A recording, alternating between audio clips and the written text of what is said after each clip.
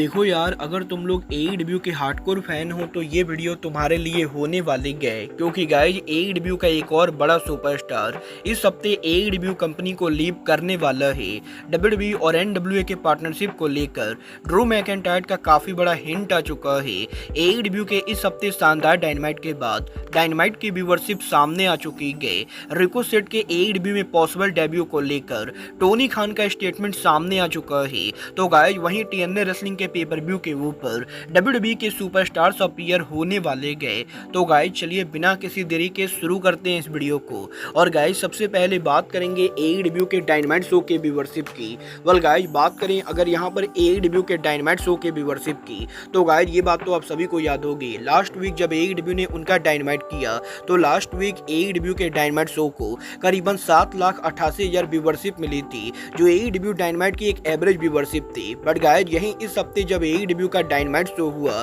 तो एईडब्ल्यू के इस हफ्ते डायनामाइट शो की व्यूवरशिप लास्ट वीक के मुकाबले करीबन 1 लाख से ज्यादा डाउन हो चुकी है। एईडब्ल्यू के इस हफ्ते डायनामाइट शो को अमेरिका में मात्र यहाँ पर 6,81,000 व्यूवरशिप मिली गई, और ये यहाँ पर दूसरी बार हुआ है जब 2024 के अंदर एईडब्ल्यू डायनामाइट की व्यूवरशिप 7 लाख से नीचे गई।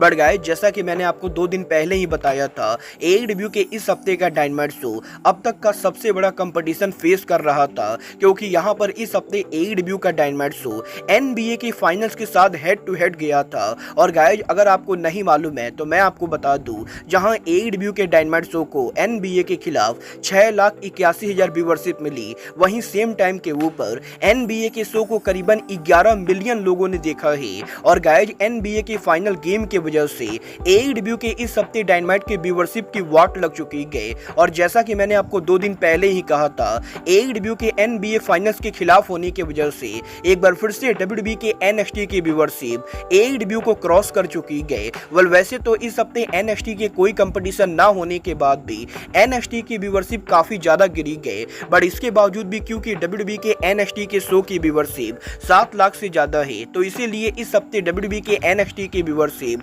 एईडब्ल्यू को क्रॉस कर चुकी है। बट गाइस अगर बात करें 18/49 डेमोग्राफी फिगर की, तो 18/49 डेमोग्राफी फिगर के अंदर डब्ल्यूडब्ल्यूई के एनएक्सटी की रेटिंग जहां 0.22 है, तो वहीं एईडब्ल्यू के डायनामाइट शो की रेटिंग करीबन 0.23 है। और गाइस यहां पर 18/49 डेमोग्राफी फिगर के अंदर अब भी यहां पर एईडब्ल्यू की रेटिंग डब्ल्यूडब्ल्यूई के एनएक्सटी के मुकाबले ज्यादा है, जो यहां पर डेफिनेटली डब्ल्यूबीडी के लिए सबसे इंपॉर्टेंट चीज है। और गाइस यहां पर मुझे ये कहने में कोई भी शक नहीं है कि इस हफ्ते डब्ल्यूडब्ल्यूई के एनएक्सटी शो की रेटिंग एईडब्ल्यू के मुकाबले ज्यादा है, और एनएक्सटी की व्यूवरशिप ओवरऑल एईडब्ल्यू के मुकाबले बेटर रही गए। बट गाइस इस बात को भी हम इग्नोर नहीं कर सकते गए कि एनएक्सटी जहां कोई कंपटीशन फेस नहीं कर रहा था, वहीं एईडब्ल्यू साल का बिगेस्ट कंपटीशन फेस कर रहा था। वेल गाइस ये तो बात है एईडब्ल्यू और एनएक्सटी की रेटिंग की। बट गाइस यहां पर जहां तक बात रही एईडब्ल्यू की, तो गाइस यहां पर मैं आपको एक और इंपॉर्टेंट चीज बताना चाहूंगा। गाइस यहां पर लास्ट ईयर भी एईडब्ल्यू के डायनामाइट शो ने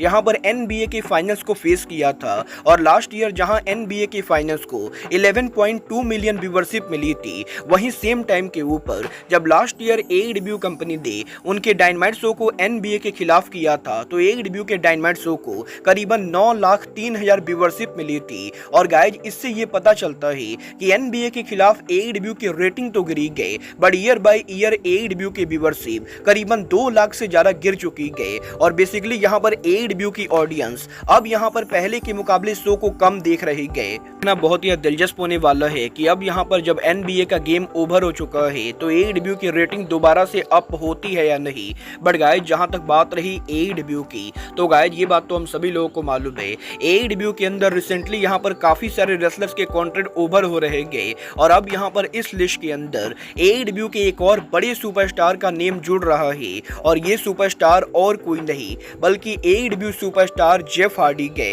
वेल गाइज ये बात तो मैं आपको ऑलरेडी बता चुका हूँ कि मैट हार्डी के एईडब्ल्यू को लीव करने के बाद जेफ हार्डी का एईडब्ल्यू कॉन्ट्रैक्ट मिड जून में ओवर होने वाला था, और अब यहाँ पर फाइटफुल ने कंफर्म कर दिया है कि जेफ हार्डी के एईडब्ल्यू का कॉन्ट्रैक्ट इसी हफ्ते के अंदर ओवर होने वाला है। और जेफ हार्डी के 1.5 महीनों से मेडिकली क्लियर होने के बाद भी क्योंकि टोनी खान ने जेफ हार्डी को यूज नहीं किया है, तो गाइस यहाँ पर ये चीज बिल्कुल ही क्लियर है कि मैट हार्डी के एईडब्ल्यू को लीव करने के बाद अब जेफ हार्डी भी इस हफ्ते एईडब्ल्यू कंपनी को लीव करेंगे। और ऑलरेडी यहाँ पर इस चीज को लेकर रिपोर्ट आ रही है कि टीएनए रेसलिंग जेफ हार्डी को उनके ब्रांड में वापस लाने को लेकर काफी एक्साइटेड है। और गाइस टीएनए के मैट हार्डी को साइन करने के बाद जैसे ही इस हफ्ते जेफ हार्डी के एईडब्ल्यू का कॉन्ट्रैक्ट ओवर होगा, टीएनए रेसलिंग यहां पर जेफ हार्डी को भी हायर करने वाली गए। वेल देखना बहुत ही दिलचस्प होने वाला है कि जेफ हार्डी टीएनए में जाकर क्या करते गए। बट गाइस जहां तक बात रही टीएनए रेसलिंग की, तो गाइस ये बात तो हम सभी लोगों को मालूम है, कल यहां पर टीएनए रेसलिंग उनका against all odds pay per view करने वाली गए,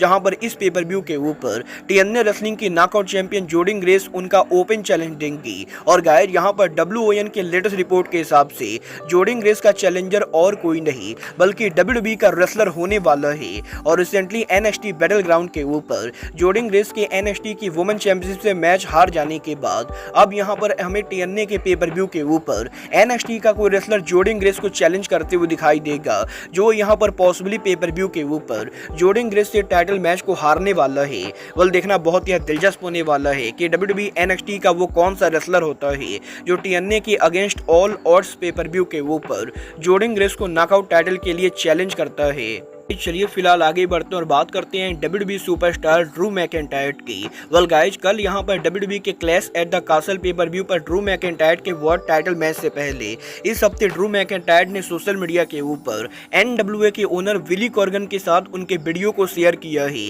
जहां पर बेसिकली इस वीडियो के अंदर विली कॉर्गन और ड्रू मैकिंटायर एक दूसरे को अपने आप से इंट्रोड्यूस कर रहे गए। और यही विली कॉर्गन के साथ इस वीडियो को पोस्ट करने के बाद अब इस वीडियो के कॉमेंट सेक्शन के अंदर हमें यहाँ पर काफी सारे फैंस इस चीज को लेकर ड्रू मैकिंटायर से सवाल पूछते हुए दिखाई दे रहे गए कि क्या यहाँ पर WWE के टीएनए मारी गोल्ड और नोआ से पार्टनरशिप करने के बाद अब WWE NWA के साथ काम करने वाले गए। वह ड्रू मैकिंटायर ने इन फैंस को जवाब तो नहीं दिया है, बट गाइज NWA के ऑफिशियल अकाउंट के द्वारा काफी सारे फैंस को यहाँ पर रिप्लाई किया गया है, जहाँ पर NWA की ऑफिशियल अकाउंट बार बार ये टीज कर रही गए कि WWE और NWA रेसलिंग पॉसिबली पार्टनरशिप में एंटर करने वाले गए। और क्योंकि आने वाले कुछ ही महीनों के अंदर WWE का NXT शो CW नेटवर्क पर मूव कर रहा है, तो गाइस यहां पर NXT के CW पर मूव करने के बाद जब यहां पर NWA और NXT एक ही नेटवर्क के ऊपर ब्रॉडकास्ट होंगे, तो गाइस डेफिनेटली यहां पर NWA और NXT एक साथ काम करना चाहेंगे। और ऑलरेडी यहां पर बिली कॉर्गन ने काफी बार ये कहा है कि वो यहां पर WWE के साथ काम करना चाहते गए। वेल देखना बहुत ही दिलचस्प होने वाला है कि क्या यहां पर NXT के CW पर मूव करने के बाद NXT यहां पर NWA के साथ पार्टनरशिप करती है या नहीं। बट गाइस चलिए फिलहाल आगे बढ़ते और बात करते हैं WWE सुपरस्टार रिकोसेट की। वेल गाइस ये बात तो हम सभी लोगों को मालूम है, ऑलरेडी यहां पर इस चीज को लेकर रूमर चल रही गए कि जुलाई महीने में रिकोसेट के कॉन्ट्रैक्ट के ओवर होने के बाद वो यहां पर WWE को लीव करके AEW कंपनी को ज्वाइन करेंगे। और अब यहां पर रिकोसेट के AEW के ज्वाइन करने को लेकर फाइनली इस हफ्ते AEW के president and owner Tony Khan के लेटेस्ट इंटरव्यू में टोनी खान से सवाल पूछा गया, जहां पर टोनी खान से इंटरव्यू के अंदर जब ये पूछा जाता है कि क्या यहाँ पर टोनी खान रिकोसेट को AEW में साइन करने वाले गए, तो गाइस टोनी खान जवाब देकर ये कहते गए कि टोनी खान रिकोसेट को लेकर कोई भी स्टेटमेंट देना नहीं चाहेंगे, क्योंकि रिकोसेट करंटली यहाँ पर किसी और कंपनी के कॉन्ट्रैक्टेड रेसलर है और टोनी खान किसी दूसरी कंपनी के कॉन्ट्रैक्टेड रेसलर को लेकर किसी तरह के कोई भी सवाल का जवाब देने में इंटरेस्टेड नहीं गए। और गाइस जो रेसलर यहाँ पर फ्री एजेंट नहीं गए या फिर जो रेसलर टोनी खान के लिए काम नहीं करता है, उस रेसलर से टोनी खान का कुछ भी लेना देना नहीं गए। और बेसिकली टोनी खान का ये कहना है कि रिकोसेट यहाँ पर जब तक WWE के कॉन्ट्रैक्ट के अंदर है, टोनी खान रिकोसेट को लेकर किसी तरह का कोई भी स्टेटमेंट नहीं देंगे, जो मेरे हिसाब से पूरी तरह से जस्टिफाइड है। क्योंकि गाइज इस टाइम पर टोनी खान का कोई भी स्टेटमेंट देना टोनी खान और AEW को भारी पड़ सकता है। भला आपको क्या लगता है, टोनी खान को रिकोसेट को साइन करना चाहिए या नहीं? आप लोग मुझे कमेंट करके बताइए। बट गाइज अब आज के इस वीडियो में बस इतना ही। मैं मिलता हूँ आपसे अपने अगले वीडियो में। बट गाइज तब तक के लिए goodbye, good night and bang.